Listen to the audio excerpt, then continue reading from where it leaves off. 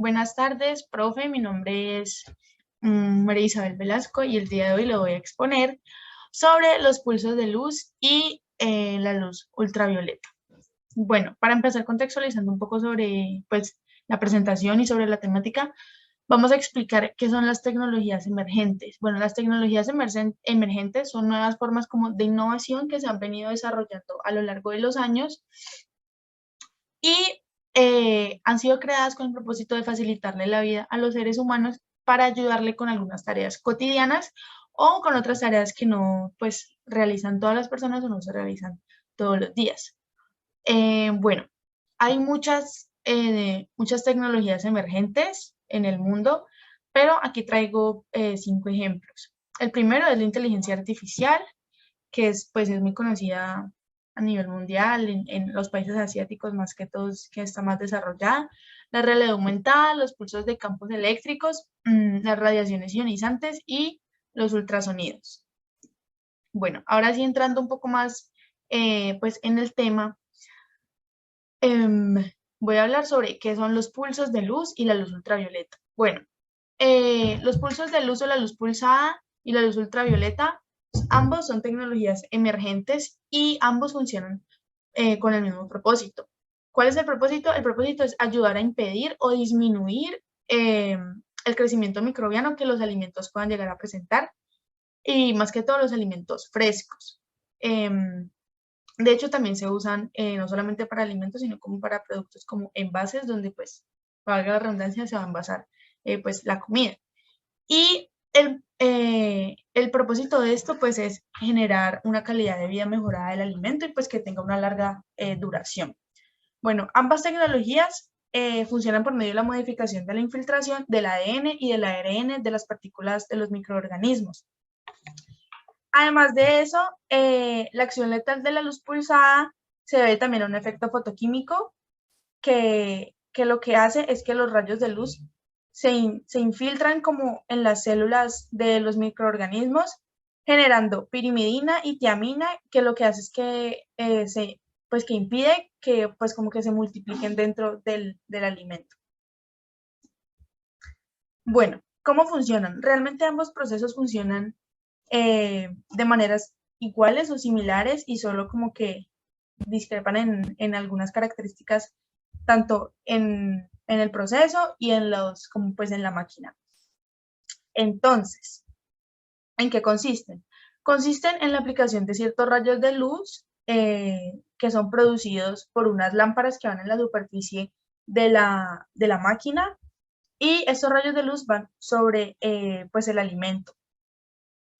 Estas lámparas tienen que estar a una medida o a una longitud específica. ¿Por qué? Porque de acuerdo a las ondas, a la longitud de onda, la eficacia va a ser mejor. Entonces, ellos tienen que estar a unos 10, máximo 40 centímetros de altura o de diferencia contra el alimento, que no quede ni tan ancho ni tan cortico. Estos procedimientos son procesos no térmicos. ¿Qué quiere decir eso? Que no van a impartir como calor al alimento. Bueno, en el caso de los pulsos de luz, se produce una descarga controlada como de energía sobre el alimento, y estos pulsos de luz son de alta intensidad pero de corta duración. La intensidad puede ser entre 1 a 5 kilovatios y la duración es de 100 a 400 milisegundos. Es decir, que es como si fuera un flash súper rápido que va actuando en el alimento. Y es así rápido porque si es un rayo muy prolongado puede generar un efecto contrario de oxidación sobre el alimento. Las lámparas que se usan en los pulsos de luz son lámparas de gas xenón. Por otro lado, con los rayos de luz ultravioleta, las lámparas que se usan normalmente son lámparas de gas argón con pequeñas partículas de mercurio, que esa es una de las diferencias como más grandes entre ambas luces, Y otra diferencia es que en los rayos de luz ultravioleta, su duración puede sobrepasar los 400 milisegundos. Entonces puede correr el riesgo de que se genere la oxidación, y es por eso que desde hace algún tiempo acá se prefiere usar los pulsos de luz sobre la luz ultravioleta, porque los pulsos de luz no corren ese riesgo. Bueno, hablando de la onda, la longitud de onda, como te mencionaba anteriormente, tiene que ser sobre unos 200 a 280 nanómetros. ¿Por qué? Porque entre menor sea la longitud de onda, mayor va a ser la eficacia del alimento. Es decir, que es una relación inversamente proporcional. Bueno, la aplicación en la industria de alimentos. Aquí hay que recalcar algo muy importante y es que la eficacia de estos tratamientos va a depender mucho de las características que los alimentos o el producto tenga. Por ejemplo, el color, la transparencia. De transparencia se habla cuando es un líquido. Entre más transparente sea el líquido, mayor la eficacia va a ser. Y entre menos partículas sólidas tenga el líquido como pues adentro, también va a funcionar mejor. ¿Por qué? Porque las partículas actúan como si fuera una barrera con los rayos.